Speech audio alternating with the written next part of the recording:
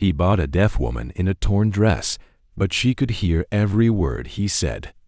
The yard baked and bright, dust hanging like old breath over the boards, vendors barking numbers that melted in the heat, and Alila's coal stood still inside that noise, a stone in the river, watching the woman they called deaf try to shrink into a dress already in ruins, the cloth torn at the hem, the sleeve ripped where fingers had been too cruel too long. And yet her chin did not fall. It set, and in that set he heard a kind of sound that did not need ears. The caller rattled off a script he had used on cattle and mules. The crowd laughed because laughter was cheap, and Calder's badge caught the noonlight like a knife, cool and patient, as if he had all day to count the ways this would go wrong. Elias slid 2 fingers to the mouth of his pouch, felt the weight of coin he'd meant for powder and beans, and remembered a winter cabin where silence saved him, remembered a well where a child had climbed the last rung because a stranger knelt and said, "We will not leave you, not today." He did not plan a speech. He did not plan at all. He raised his hand and ended the noise. The number he named cut through heat. Not high enough to boast, not low enough to fail. And the yard shifted, men turning to see the lean trapper who never gambled step into a kind of gamble that could follow him for years. And Calder's mouth moved without smile, a small curl, because this purchase was a door, and he had keys for doors Elias did not know existed. A second voice bid higher, a ranch foreman with liquor breath, and the girl's eyes flickered that quarter inch which betrays a listening ear, so quick a blink the crowd missed it. But Elias did not, because a life on the trail taught him to read what wind wrote in grass, what fear wrote in faces, and he raised again, steady, like setting a snare without hurry. The foreman shrugged. The caller slammed the gavel. Cheap wood on cheaper wood, and the rope at her wrists was cut, not kind, just quick. She stepped down with care that told more story than words, balance of someone who had learned to make herself smaller without breaking, and when she reached the dirt in front of Elias, she kept her eyes on the line where his shadow ended, as if that border meant something he had not yet promised. He said her name only after hearing it from the caller. Clara. A syllable that carried no family and no town, and he said it soft, the way you speak to a skittish mare, so the sound lands like water, not like iron, and she did not look up. But the corner of her mouth tightened at the marshal's boots scraping the step, and Elias felt the yard tilt, not from drink, from intent, the kind that walks on 2 legs and wears a badge when it suits. Calder tipped his hat with the manners of a funeral, asked nothing, said nothing, let the badge do the speaking, then turned away slow, like a fuse that chooses its own pace. Elias gave the handler 2 coins too many, so no one would argue over knots, took the scrap of paper that pretended to make people property, and folded it once and then again until it was only the size of a lie, and tucked it into his coat where his heart could keep an eye on it. He did not touch Clara's arm. He did not reach. He walked a step ahead and let air be the rope between them. And to his left, the sun threw him a long companion, and to his right the telegraph line whispered in its wire voice, and the town pretended to return to trade, though nothing about the day had gone back to normal. At the corner by the water trough he paused, tipped the canteen so a clean stream fell, and showed her the cup, the choice, not the command. And in that small space between heat and tin he heard the faintest breath, that was not resignation, not quite trust, the sound a wild thing makes when it stands and does not flee. Behind them boots shifted, one rider's stirrup creaked, and Calder's shadow crossed the dust without lifting a grain, promise enough that the road out would not be theirs alone. The sun stood high and merciless, flattening shadows into thin black lines and baking the air until every breath tasted of dust and iron. Clara Wynne stood motionless on the warped planks of the auction platform, her wrists bound loosely with cloth more symbolic than restraining, her bare feet blackened with dry earth, the torn hem of her dress brushing her ankles as the faintest breeze stirred the heat. Around her, the murmurs of the crowd shifted like restless cattle, low voices mixing with the clink of spurs and the snort of tethered horses. She kept her gaze fixed somewhere far beyond them, as if the horizon itself might open and swallow her whole. Her posture unreadable, not defiant, not broken, something in between, something that unsettled more than if she had screamed. Elias Cole moved forward through the cluster of men, the creak of leather and the slow drag of his boots against the dirt marking each step.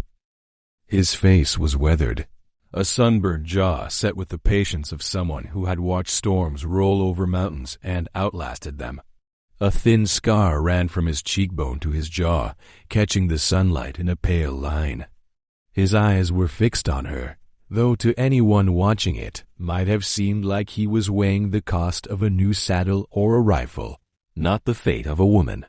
In his palm, the leather pouch felt heavier than it was, the coins inside shifting with a sound that the auctioneer's voice tried to rise above. He had not come here for this, and yet here stood, the space between them closing with every heartbeat, the murmurs around them growing sharper, tinged with the taste of speculation. Marshal Everett Shaw leaned on a post just beyond the platform, arms folded, his gaze sweeping the yard, not like a man shopping for trouble, but like one expecting it. His badge caught the light in a dull glint, the brim of his hat shadowing eyes that missed nothing. A bead of sweat traced down his temple as he watched Elias pause at the edge of the platform, and Clara, who did not flinch at his nearness, though her fingers twitched once against the frayed binding. Somewhere behind them, a horse stomped hard against the dry earth, rattling its tack, and the sound cracked the heavy stillness. The auctioneer's hand swept toward Elias, his words crisp and fast, meant to hurry the moment before hesitation could seep in. But Elias's eyes stayed on her, measuring not her silence, but the way it pressed against the noise around them. She was still pretending not to hear, still holding that distance as if it were her last defense, and yet something in the tension of her shoulders told him she caught every word. The heat kept its hand on the town long after the auctioneer went quiet, and the crowd broke apart in uneasy murmurs, and Elias felt it pressing between his shoulder blades as he guided Clara into the shade of the livery. The sunlight thinning into strips that banded the alley like a pen he meant to slip them both through. He did not hurry, not with eyes on their backs and a day that still had miles of trouble to spend.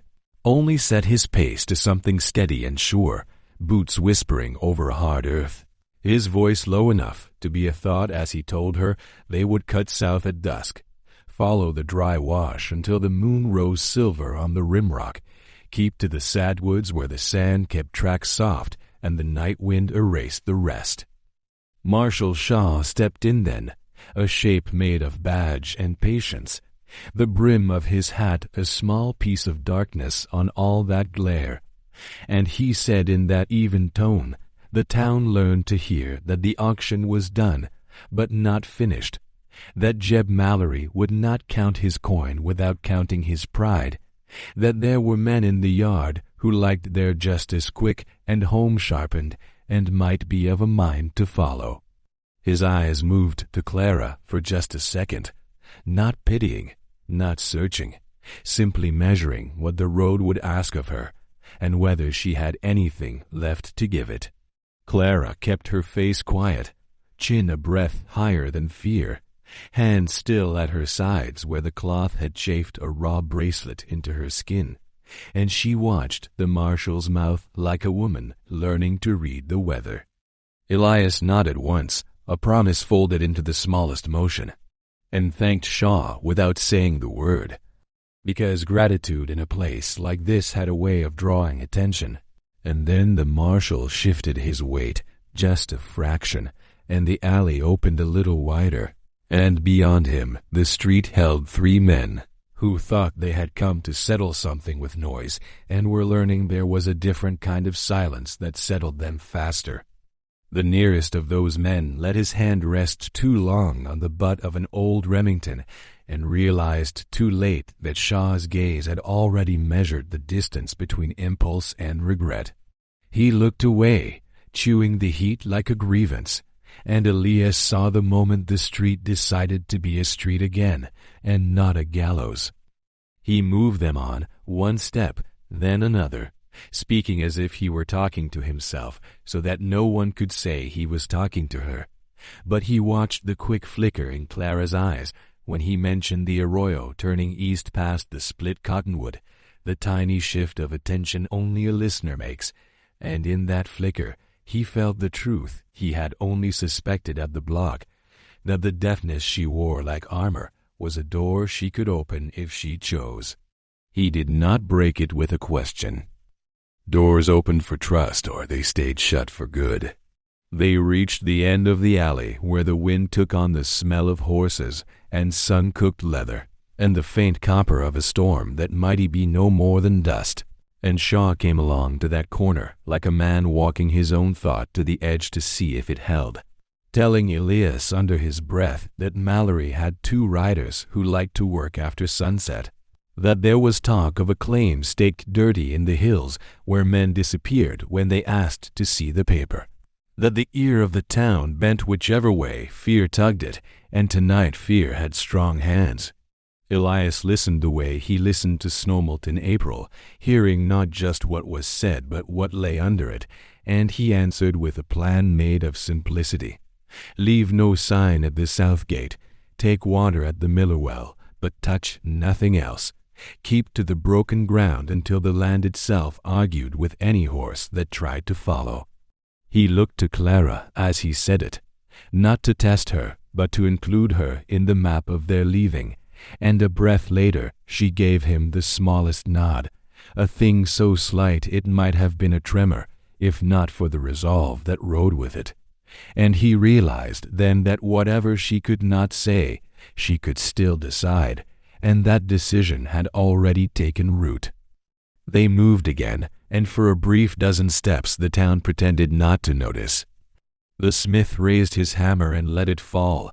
The woman at the pump pulled and pulled as if the well could give her back the hour. The children chased dust devils without catching them, and only the hollow clatter of a shutter against warped clapboard marked the hour like a warning someone forgot to speak.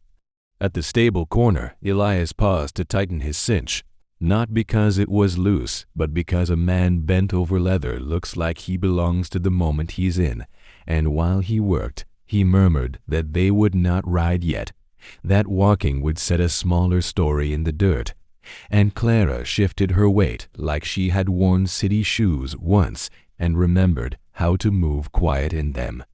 Shaw lingered just long enough to make his presence a kind of border, then tipped his hat to no one in particular and drifted back toward the yard where a badge was more useful than hope. Elias straightened, let his hand settle near Clara's elbow without touching, and set them south along the paling fence, two figures making a line out of this town and into whatever the country beyond was waiting to say, the sun lowering itself toward the ridge as if it too was ready to leave. And when they reached the last house where the prairie begins to think about being sky, a voice rolled from a porch like a rock down a dry creek Mallory's foreman, thick through the shoulders, words steeped in whiskey and certainty, asking if the trapper enjoyed purchasing what decent men didn't buy, and whether the marshal's favor came with a receipt. The old insult tried to climb the air between them and found no purchase. Elias kept walking, the line of his back refusing the hook, and Shaw, 3 buildings away now, did not turn his head because he didn't have to. Clara felt the taunt like sand on the teeth and did not show it, kept her eyes on the road that was less a road than a direction, and in that unwavering gaze, Elias found the strength to do the simplest, hardest thing: remain the man who keeps a promise by not stopping.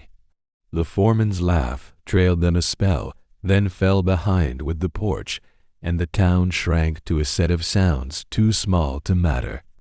The land opened, cicadas lifted their dry song.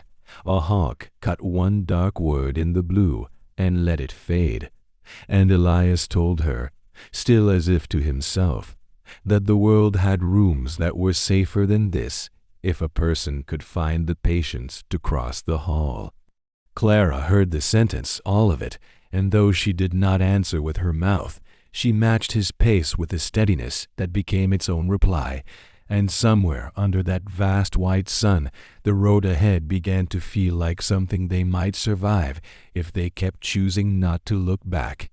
The canyon held its breath. Elias could feel the cool shadow of the cliffs creeping over them, the amber light dying inch by inch on the rocks above.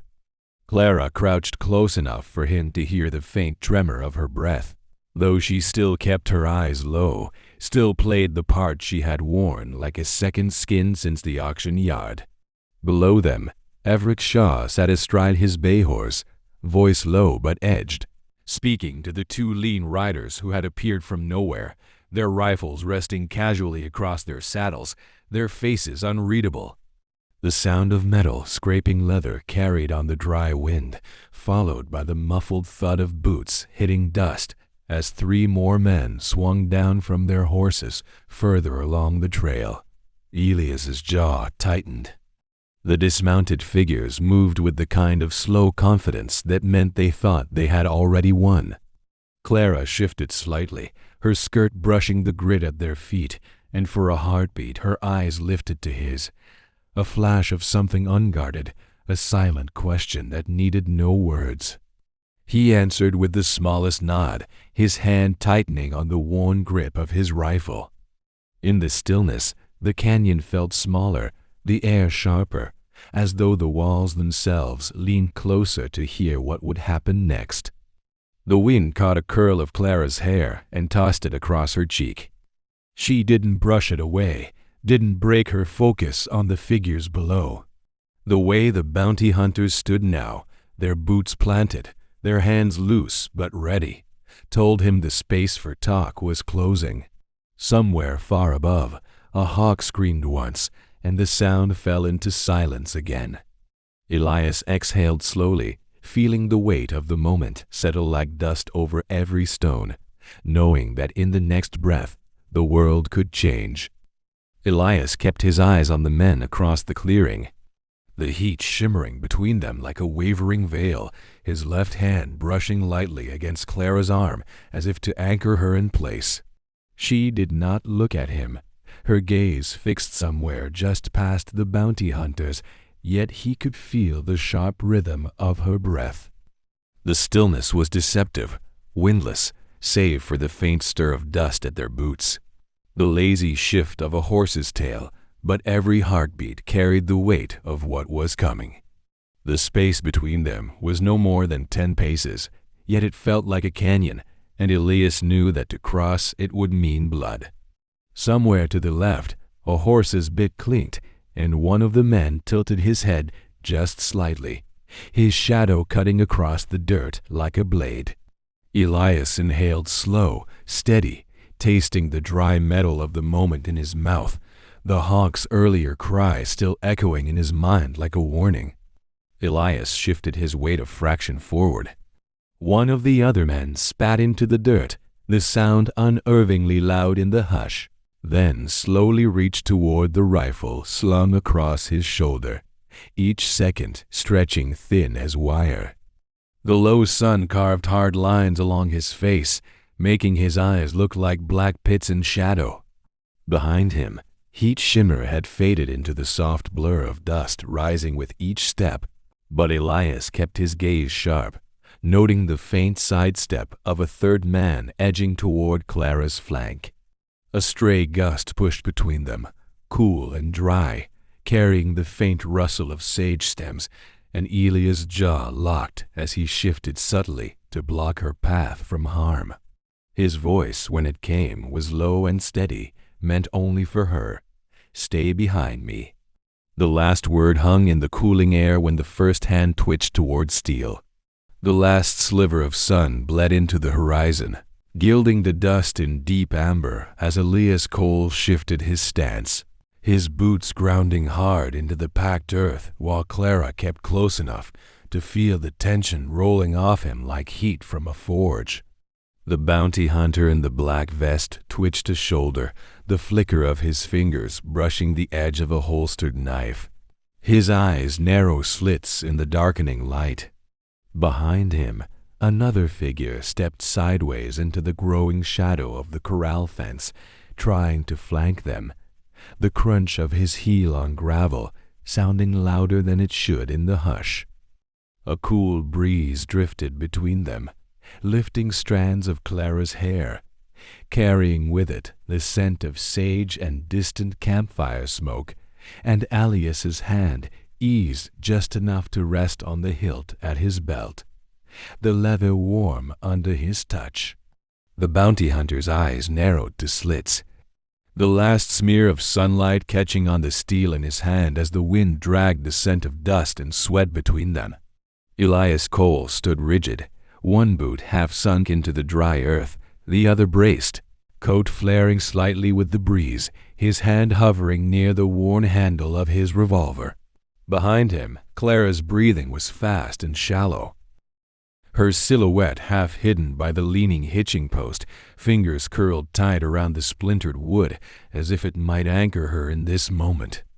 The street between them and the bounty hunter seemed to stretch longer than any mile of trail, every grain of dirt caught in the amber light trembling in the slow breath before violence. Somewhere far off, a door slammed, a dog barked, but here the air was thick with the weight of choice, and there was no turning away. The first step forward from the hunter was deliberate, the sound of his spur a knife through the silence. The world cracked open in a blur, steel flashing, boots scraping, the harsh report of Elias's revolver splitting the evening in two. The bounty hunter staggered, not falling, eyes still locked on Elias as if the bullet were just an inconvenience, his other hand swinging up with a glint of metal that caught the lantern light from the saloon porch. Clara moved without thinking, darting from her place of cover to pull Elias aside, the shot missing him by an inch and chewing a splinter out of the post where his head had been. Dust rose in a choking cloud around them, shapes half formed in the dimness shadows of men at the far end of the street, drawn by the noise, their intentions unreadable. Elias felt the ground under his boots shift from certainty to chaos, each heartbeat loud enough to drown out the world. They moved together now, not as rescuer and rescued, but as two people tethered by necessity, weaving between barrels and wagons, the sound of pursuit snapping at their heels.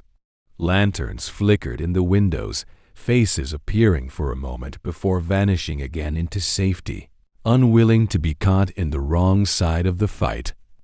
The bounty hunter's voice rang out behind them, promising debts in blood, and the uneven rhythm of his boots told Elias he was still coming.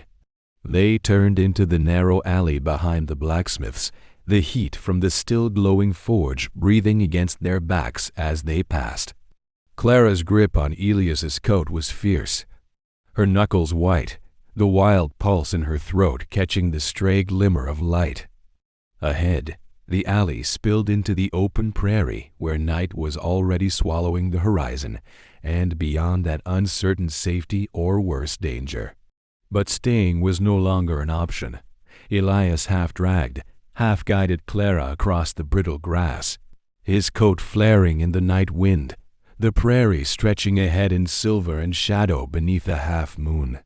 Behind them, the faint glow of lamplight spilled from the alley they had escaped, shrinking with every step, but the echo of boots on dirt told him they were not yet alone. Clara's breath came sharp and quick, her hair whipping across her face, eyes darting to the darkness on either side where shapes could hide.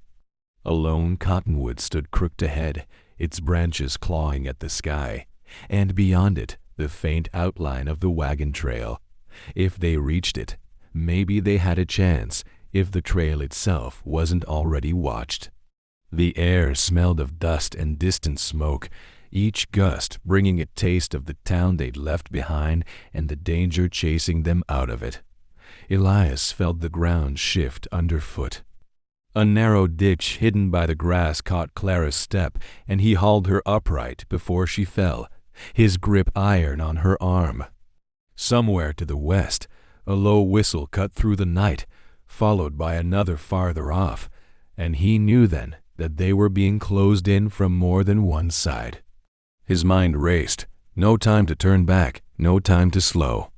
The only chance was forward into the open, where the wind and distance might be enough to scatter the scent and sound of their flight. They reached the cottonwood, its trunk thick and weather-scored, and Elias pressed Clara into its shadow, his hand briefly against her shoulder, steadying her breathing. Her gaze found his, and though her lips did not move, the terror in her eyes was a question he didn't dare answer. He scanned the prairie, catching movement.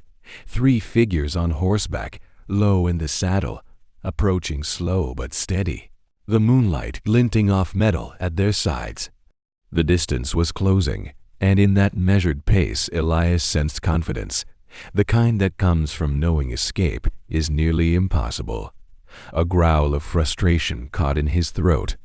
He grabbed Clara's hand and pulled her away from the tree, angling sharply off the main trail toward a shallow ravine he remembered from years past.